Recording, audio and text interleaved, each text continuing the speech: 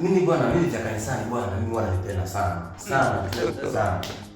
Bwana, siku moja nilikuwa nimeenda mimi na bangu mdogo. Kipindi cha dada kwenye kanisa la matajiri sana. Mtu anatoa sadaka, anatoa 100,000, anatoa 50,000, anatoa laki ngapi. Oya, tumeshazoea kijijini, unatoa 200, 100, 300. Sikafika muda wa kutoa sadaka. Mimi na jamangu tumejipampu. Mimi nimeandaa, mimi na yangu 300, yeye ana 500. Mama! Ni kimbembe. Yaani kwanza nikajiuliza hivi, nitoe au niache? Makanisa ya mjini. Bwana, tukasema siwe shida. Sikafika muda wa sadaka. Tukaenda kutoa.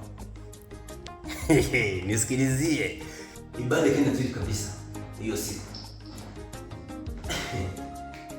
Tukafunga ibada, tukaondoka. Siku sasa Jumapili ile ya wiki nyingine iliyofuata. Ni kimbembe. Wakaanza. Sadaka ya watoto imepatikana ni shilingi 354,000 kwa watoto hapo. Tukasema, mdogo 354,000 watoto.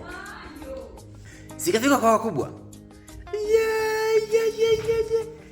Ikasomwa ni 1,300,800.